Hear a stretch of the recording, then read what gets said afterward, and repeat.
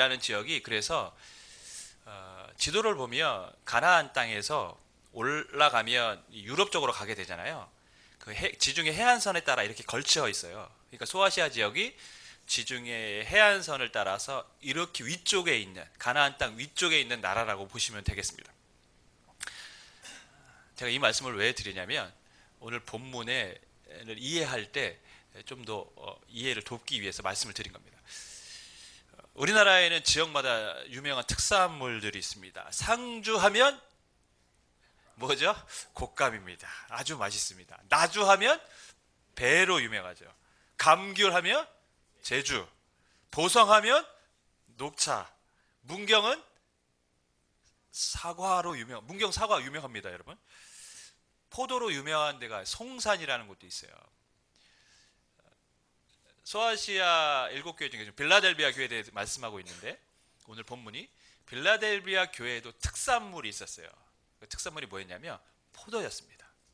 포도로 아주 유명한 도시가 빌라델비아 교회였어요. 지역이었습니다. 당연히 농업이 발달했겠죠. 뿐만 아니라 이 빌라델비아는 로마에서 소아시아로 지역으로 가는 그 모든 도로의 허브, 중심의 역할을 했어요. 그러니까 교통의 요충지였습니다. 교통의 요충지면 왕래하는 사람이 많을까요, 적을까요? 당연히 많죠. 그리고 많은 물품이 오가는 곳이 교통의 요충지입니다. 상업이 발달하지 않을 수가 없습니다. 농업도 발달했습니다.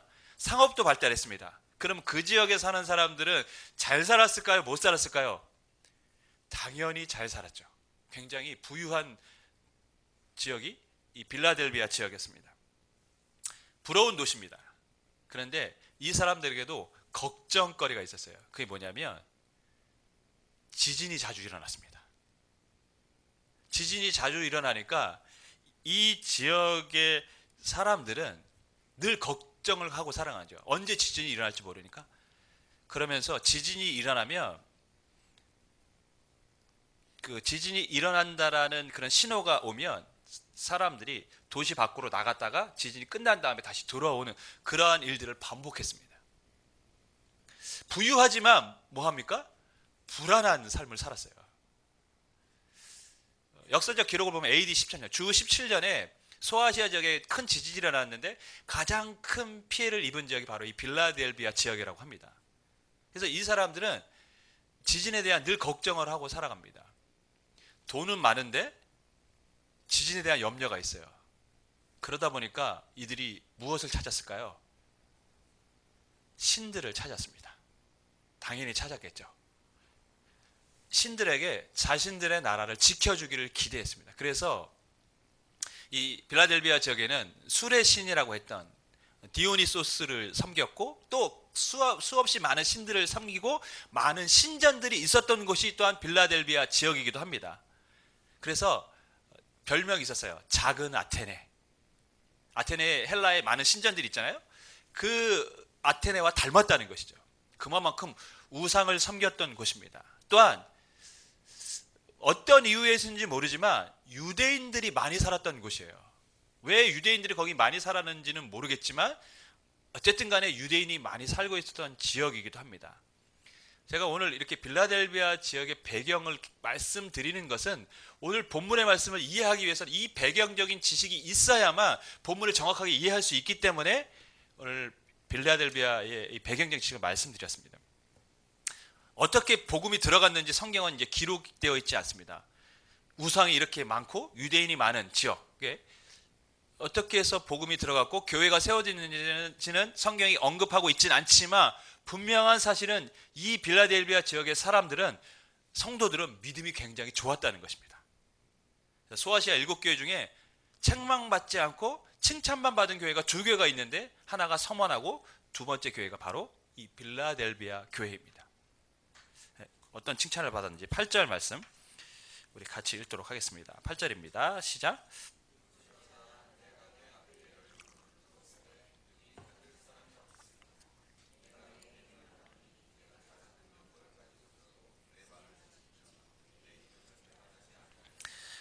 내가 내 행위를 아노니. 주님은 늘 너의 행위들을 알고 있다고 말씀하고 계십니다. 그렇죠?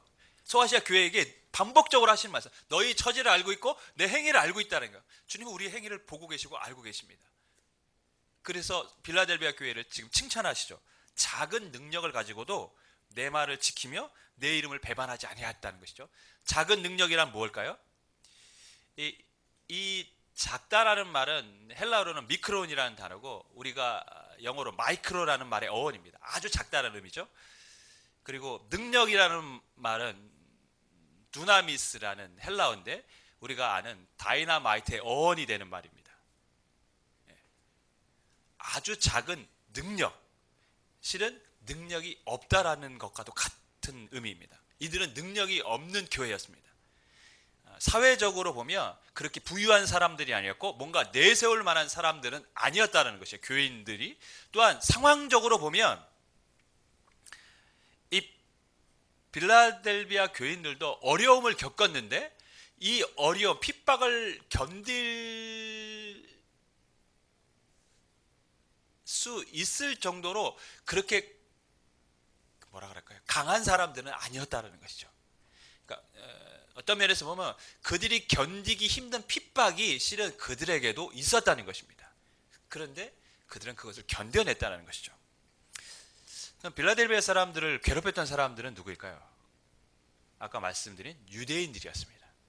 로마 황제가 아니라. 9절을 보면 이렇게 기록하고 있습니다. 보라, 사탄의 회당 곧 자칭 유대인이라 하나 그렇지 아니하고 거짓말하는 자들 중에서, 유대인에 대해서 언급을 합니다.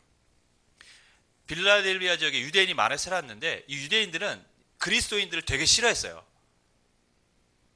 그리스도인들을 얼마나 싫어했냐면 그들이 했던 기도문에 이런 것이 있습니다. 유대인 회당의 공동 기도문인데요, 세몬의 에스레의 12번째 기도문입니다.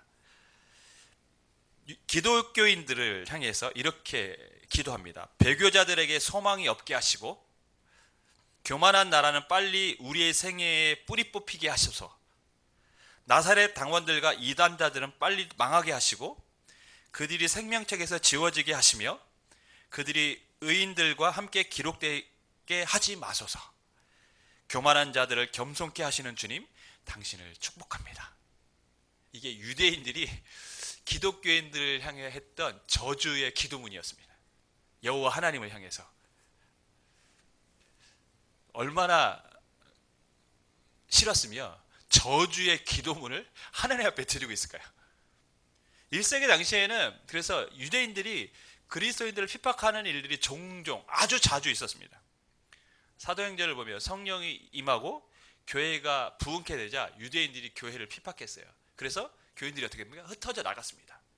사도 바울이 예수님을 믿고 난 다음에 소아시아와 유럽에 있는 지역에 복음을 전할 때 유대인들이 어떻게 했습니까? 쫓아와서 복음을 전하는 것을 회방했습니다. 심지어는 돌로 쳐서 거의 죽게 될 정도로 사도 바울을 돌로 쳐서 몸을 상하게 한 적도 있어요. 실은 죽었는지 알고 갖다 버렸습니다.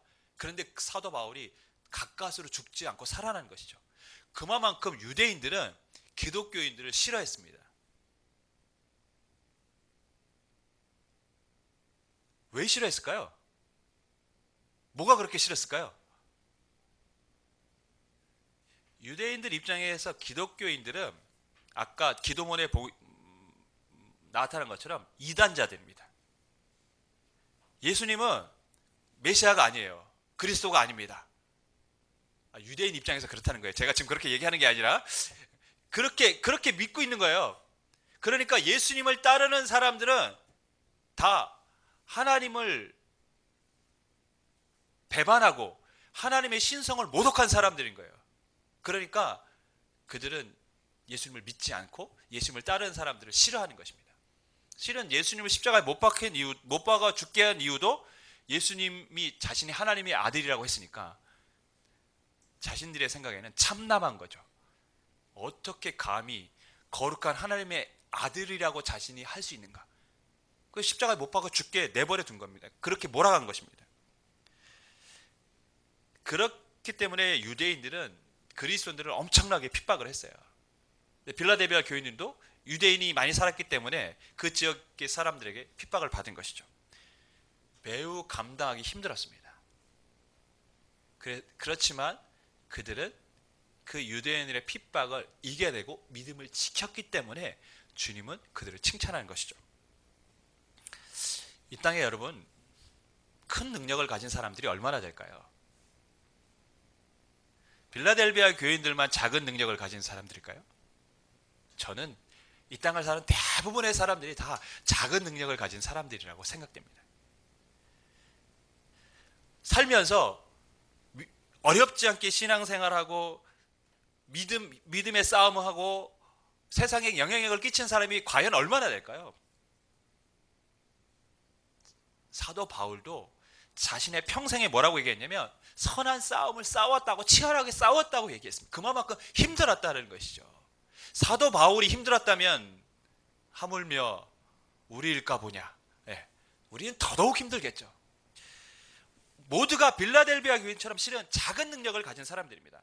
경제적으로 매일매일 힘들게 살아가는 사람들이 이 땅의 대부분의 사람들이고, 핍박은 아니지만 지금의 상황이 너무 힘들고 고달픈 사람들도 많이 있고, 매일의 삶에 늘 치열한 싸움, 직장에서 그리스도인으로서 살아가야 되는데 그렇지 못한 그 자신의 모습과 치열한 싸움이 늘 날마다 있는 것이 지금 현실의 삶을 살아가는 그리스도인들이죠. 대부분이 그렇습니다.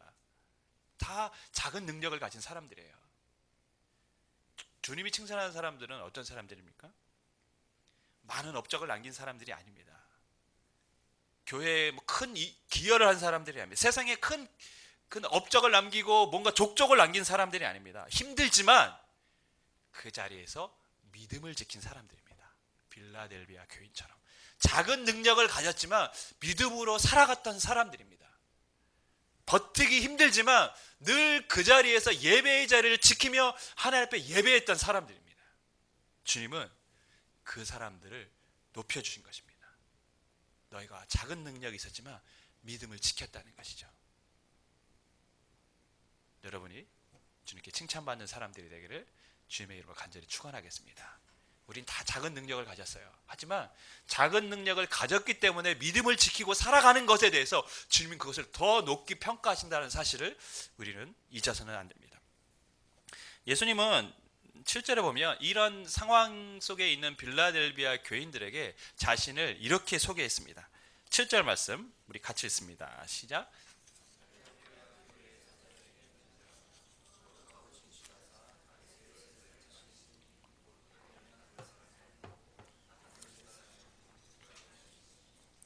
자신을 다윗의 열쇠를 가지시니, 이 다윗의 열쇠는 무엇일까요?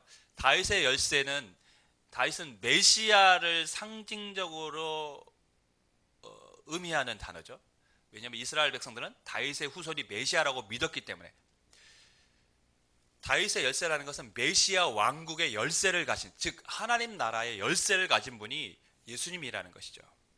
그리고 그 하나님 나라의 문은 예수님만이 열고 닫을 수 있다고 말씀하고 있습니다. 근데 이거를 보면 이런 생각이 한번 들었어요. 예수님은 베드로에게 내가 천국 열쇠를 너에게 준다고 말씀하신 적이 있어요. 마태복음 16장에 보면 바요나 시몬아 내가 복이 있도다. 이를 알게 하신 분은 네가 아니라 성령 하나님이시고 너에게 천국 열쇠를 주겠다. 천국 열쇠를 지금 베드로도 갖고 있고 예수님도 갖고 계세요. 자, 누가 진짜 열쇠를 갖고 계신 겁니까? 요즘은 차를 사면 보조키를 줘요. 키가 2개예요, 항상. 그러면 천국의 열쇠를 베드로에게도 하나 주시고 예수님도 하나 갖고 계신 것일까요? 키 하나 없어지면 베드로 가서 열어야 되니까 저희 교회 차도 2개 있고 하나씩 나눠가고 있습니다. 그런 의도로 천국 열쇠를 2개를 만드셨을까요? 사도행전을 보면 이 베드로에게 주신 천국 열쇠의 의미는 좀 더 다른 의미라는 것을 알 수 있습니다. 베드로를 통해서 구원의 문이 열려진다라는 것이죠. 예루살렘에 복음을 전하고 성령이 임한 것이 베드로 때문입니다. 사마리아에 복음을 전한 것은 빌립이지만 베드로가 가서 기도할 때 성령이 임하는 역사가 나타납니다. 이방인에게 고넬료에게 복음을 전하고 기도할 때 성령이 임했던 것이 베드로 때문입니다. 즉 주님은 너를 통해 천국의 문이 열려진, 이 땅에 복음의 문이 열려진다라는 것이죠. 그러나 실제 하나님 나라의 열쇠는 누가 갖고 계십니까? 주님이 갖고 계신 것입니다. 주님이 열면 열리는 거고 닫히면 닫히는 거고 누가 그것을 열고 닫을 자가 없다라는 것이죠. 그런데 8절에서는 예수님이 뭐라고 했냐면 이 빌라델비아 교회에게 내가 내 앞에 열린 문을 두었다. 그럼 이 열린 문은 과연 무엇일까요? 7절의 말씀과 비교하면 천국의 문이 열려졌다라는 것이고 능히 닫을 사람이 없다. 빌라델비아가 믿음을 지키고 승리한 자들에게 천국문을 주님은 열어놓았고 그들은 그곳을 들어갈 수 있다는 것이죠. 누구도 빌라델비아 교인들이 천국으로 들어가는 것을 막을 수 없다라는 것입니다. 예수님이 이 말씀을 하신 이유가 있어요. 빌라델비아 교회에 유대인이 많다고 했습니다. 유대인이 많다는 것은 유대인들은 자신들이 신앙을 위해서 회당을 항상 지었습니다. 회당이란 뭐냐면 구약의 하나님만을 섬기는 곳이에요. 근데 빌라델비아 사람들, 이방인들 중에서도 구약의 하나님을 믿었던 유대교 신앙을 가진 사람들이 있었습니다. 이 사람들이 복음을 듣고 예수님을 믿게 된 거예요. 유대교, 구약의 하나님만을 믿는 신앙을 버리고 그분이 그 하나님이 예수님을 보내주셨다고 믿고 예수님을 따르게 된 겁니다. 그리스도인이 된 것이죠. 근데 유대인들은 그것을 어떻게 했습니까? 너무 싫어했던 거예요. 그래서 이 빌라델비아 사람들을 회당에서 완전히 축출해버렸습니다. 회당에 들어오지 못하도록 문을 닫아버렸어요. 너희들은 더 이상 이제 회당에 들어올 수 없어. 그들의 생각하기에, 유대인들이 생각하기에 회당에 들어올 수 없다라는 것은 뭐냐? 너희는 하나님의 백성이 아니라는 거예요. 그래서 너희는 천국에 갈 수 없고 우리만 회당에 들어올 수 있는 우리 유대인하고 유대교 신앙을 가진 사람만 하나님의 백성이고 우리만 천국에 들어갈 수 있다 라는 의미를 내포한 것입니다. 근데 주님은 그러한 상황에 있는 그들에게 열린 문을 열어놨다. 내가 문을 열어놨고 너희가 들어가는 것을 누구도 막을 사람이 없다는 것이죠. 회당의 문이 닫혀서 들어갈 수 없지만 천국의 문은 너희에게 열려졌다는 것이죠. 주님은 우리에게 천국 문을 열어놓으신 줄 믿습니다. 세상에 믿음으로 살아갈 때 닫혀지는 일들이 많아요. 왜냐하면 믿음대로 사는 게 쉽지 않으니까요. 제한되는 것이 많습니다. 그래서 직장인들이 또 그리스도인들이 직장 생활하고 사회 생활하는 게 쉽지가 않아요. 왜? 우리에겐 제한이 많이 있으니까요. 근데 그런 상황에서도 믿음을 지키면 우리가 가야 될 길이 때때로 막힐 수도 있지만 하늘에는 천국의 문이 열려지는 줄 믿습니다. 여러분이 다 아시는 것처럼 저희 장모님이 소천하셨어요. 하늘의 부름을 받았습니다.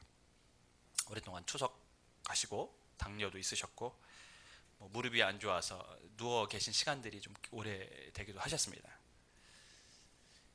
그러니까 오랜 시간 고생하신 걸 이제 아니까 또 젊었을 때 참 많이 힘든 삶을 사셨다는 걸 형제들이 알기 때문에 돌아가신 것에 대해서 굉장히 마음 아파했어요. 제 장애는 이제 형제들이 굉장히 많거든요. 근데 그 형제들 중에 또 세대에 제일 먼저 하늘의 부름을 받은 분이 우리 장모님이십니다. 그러니까 더더욱 형제들 입장에서는 마음이 아프고 슬펐던 것이죠. 근데 우리 아내의 작은 어머니가 우리 아내를 위로하시면서 이렇게 말씀하셨어요. 제가 옆에서 들었는데 이제 천국 문이 열린 거야. 어머니가 먼저 가셨지만 이제 그 형제들이 하나하나 이제 다 그 천국 문으로 들어가게 될 거야. 이런 말씀하셨어요. 몇 대째 다 신앙을 가졌던 집안이기 때문에 다 믿음 안에 살아갑니다. 그렇기 때문에 먼저 가셨지만 이제 하늘의 문이 열렸고 그분을 시작으로 이제 다 한 명씩 하늘나라에 들어가게 될 거라는 그런 확신을 갖고 계시더라고요. 또 그곳에서 우리가 만나게 될 것이다. 그리스도인이 이 땅에서 믿음을 갖고 살아가는 게 여러분 쉽지는 않습니다. 쉬운 일은 아닙니다.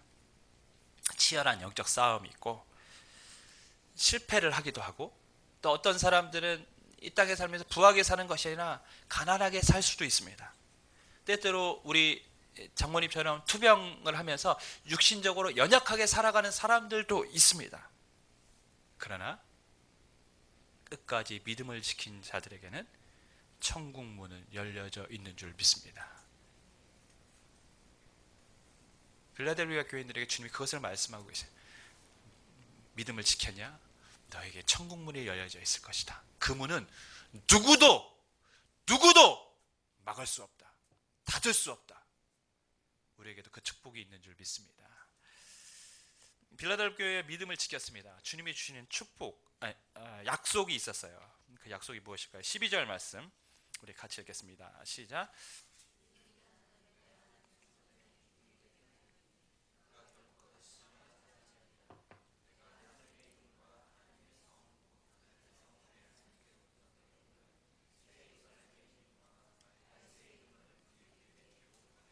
한마디로 말씀드리면 이기는 자, 끝까지 믿음을 지키고 승리하는 자에게는 성전의 기둥이 되게 해주셨다는 거예요. 여러분, 기둥은 안전한 것이죠.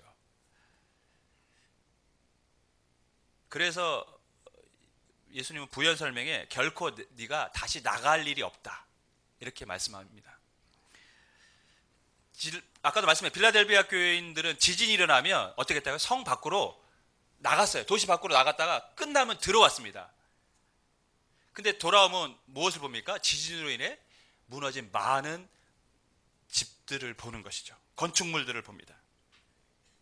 저는 생각해 봤어요. 야, 지진이 날 때마다 성 밖을 빠져나갔다가 들어갔다. 얼마나 불안할까. 그죠? 불안하지 않겠습니까? 돈은 있는데 늘 불안한 거예요. 언제 지진이 나나. 그리고 지금 있는 이 건물이 언제 무너질까. 그리고 돌아오면 허탈하겠죠. 왜냐하면 지금까지 쌓아 올린 게 또 공눈탑처럼 무너져 버렸으니까요.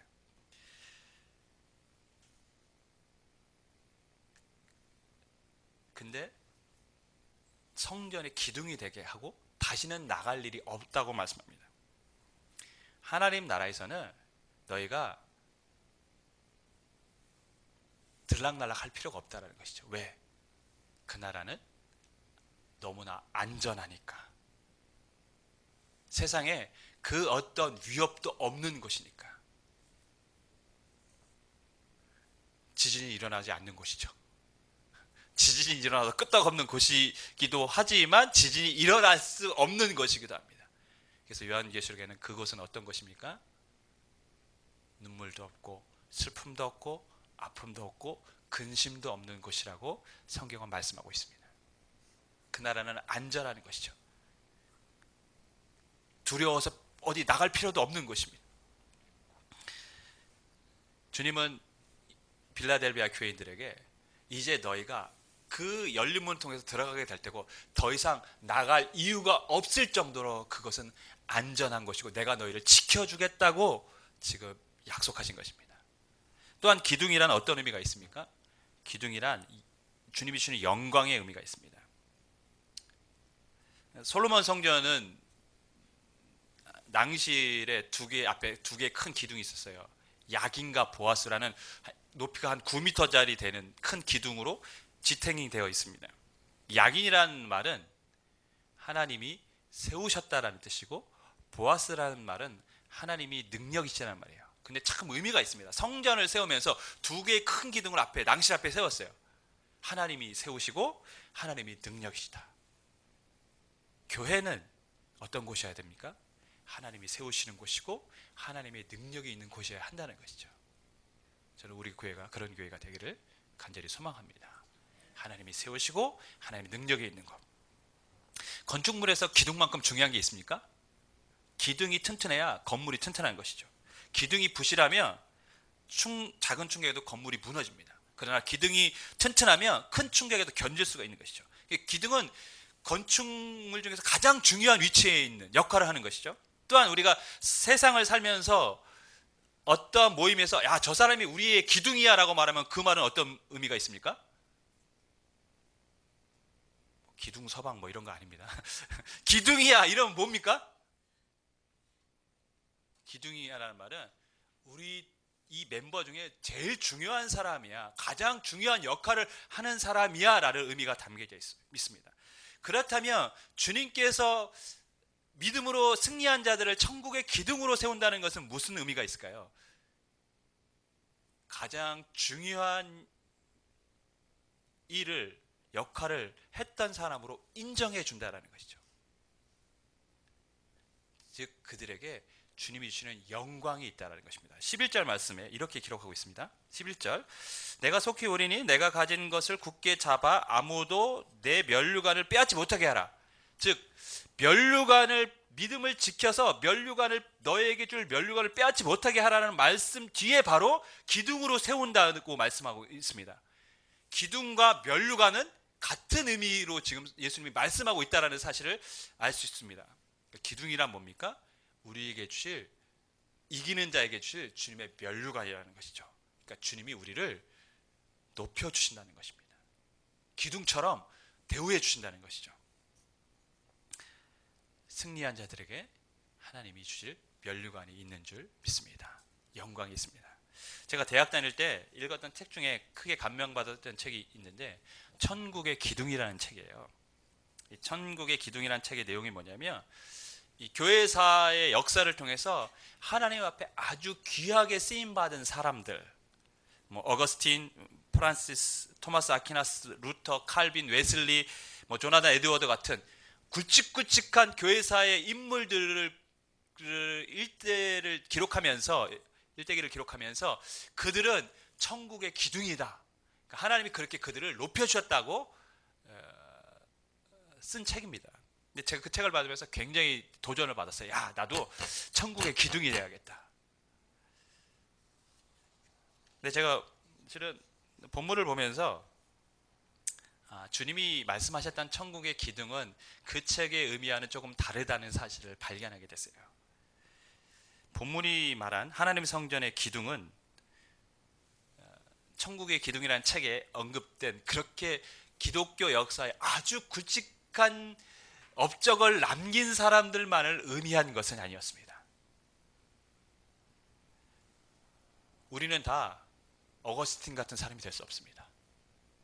우리는 다 루터 같은 사람이 될 수 없어요. 조나단 에드워드 같은, 조지 휘필더와 같은 그런 사람이 될 수가 없습니다. 우리는 빌라델비아 교인들과 같은 작은 능력을 가진 사람들일 뿐입니다. 매일 하루하루 살아가는 게 힘겨운 그런 인생을 살아가고 있는 빌라델비아 같은 사람들이죠. 지금의 고난이 빌라델비아 교인들처럼 견디기 힘들 만큼 어렵다고 느껴질 수도 있는 그러한 삶을 살아갈 수도 있습니다. 그런데 주님은 그 빌라델비아 교인들을 천국의 기둥, 하나님 성전의 기둥이 되게 하시다고 말씀해 주셨습니다. 큰 업적을 남겨서가 아니라 지금 우리의 삶에서 연약하지만 그래도 끝까지 믿음을 지키고 살려고 했기 때문에, 비록 세상 사람들이 보기에는 교회사의 역사에 뭔가 우리는 위대한 족적을 남기는 게 아니라 우리의 이름이 있는지 없는지조차 모르는, 흔적조차 없는 삶을 살아갈지도 모르겠지만, 그러나 우리의 삶에 끝까지 믿음을 지키고 주님을 예배하는 자리에 있었기 때문에 주님은 우리를 하나님 나라의 기둥으로 세워주실 줄 믿습니다. 바라기는 저와 여러분이 연약하지만 끝까지 주님 믿는 믿음을 붙잡고 삶으로 주님이 주시는 면류관, 천국의 기둥으로 세워지기를 주님의 이름으로 간절히 축원하겠습니다.